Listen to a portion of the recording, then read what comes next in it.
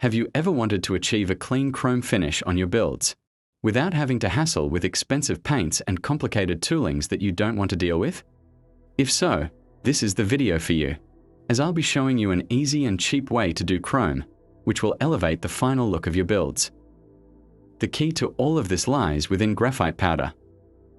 Graphite powder is essentially a very finely ground carbon, the same material used inside pencil lead, just turned into a soft, dusty powder. While it's safe to work with, you shouldn't be trying to breathe it in. Traditionally, you would apply it to a glossy black base coat. However, we won't be using that black base coat here today, as that does not warrant a chrome finish, as seen above.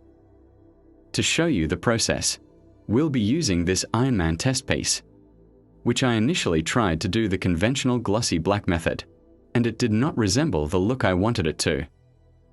To start, I'll wet sand the piece to remove all the graphite. This ensures that the future paint will stick properly.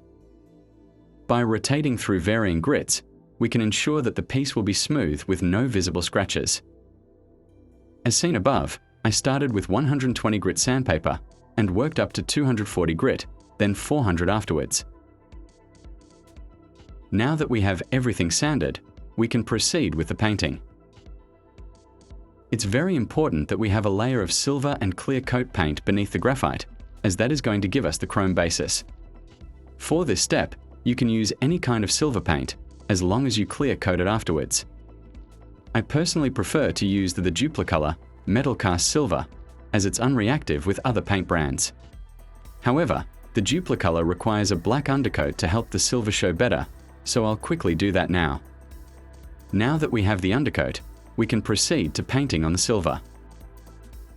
Make sure to try and apply an even coat to all surfaces of your parts. You don't need to bother with getting multiple thick coats on, as the clear coat and graphite will cover everything up in the end. If you're satisfied with how your silver turned out, it's time to proceed to the next step, which is putting on your first layer of glossy clear coat. This step is crucial, as without the glossy layer, the graphite will not stick properly to the surface. For this task, I'll be using the Rustoleum Clear Gloss, which is cheap and easy to use. Make sure that while you're spraying any gloss, you do light passes to prevent drips. Since gloss paint is generally thicker than other paints, it is more prone to dripping and will not show signs until it's too late. Fortunately, the graphite can cover up some imperfections if some issues do occur. With everything now clear coated and glossy, we can now apply our first layer of graphite. It's very easy to apply and only requires something to rub it on. Normally, I'll use these white cotton pads, but napkins could also work. To actually apply the graphite, you're going to take the cotton pad and dip it into the powder so that the graphite sticks to it. You want to then take your powder and begin to try and rub it into the surface. You should be able to instantly see a color shift, which would indicate that you have enough gloss applied. If you do not see a clear tonal difference immediately, like how there is above, apply another layer of your gloss clear coat.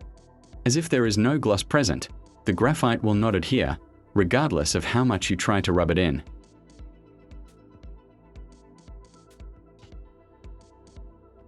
Just from this first layer, you can now already see how much the graphite begins to elevate the build. Here, I'm finishing up the first layer on the second piece of the helmet. After you have your entire piece covered, you want to begin wiping away excess graphite with a cloth or napkin. This will prevent future layers of clear coat from failing or reacting poorly to the surface. Additionally, you also want to wait at least a day before clear coating again, so that the graphite can settle. Here, we can see how the helmet is much more reflective now, as well as its comparison to the helmet without the first layer of graphite. To add a more intense chrome look, and for the purpose of this video, we'll be adding a second layer of gloss and graphite.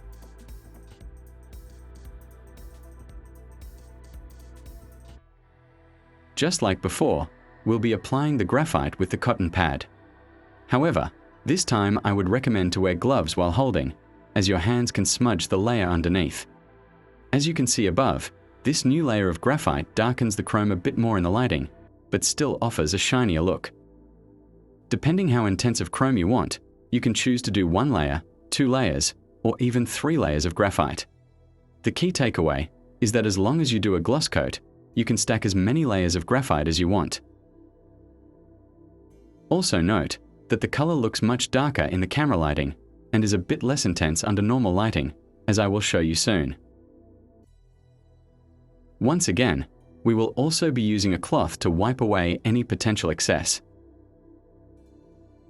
Now that we have some proper lighting, we can see just how nicely the second layer turned out. This goes to show just how much of a difference a single layer of graphite can make. Here you can see the difference between the initial silver layer, first graphite layer, and second graphite layer, with the second layer of graphite clearly looking like chrome. When we compare the helmet to what it initially looked like, with the graphite applied to gloss black, it's no competition in terms of which one is better, as the right one now resembles a chrome finish. If you want to achieve this same level of chrome, just remember to do the same steps as I portrayed in the video, displayed for you again above.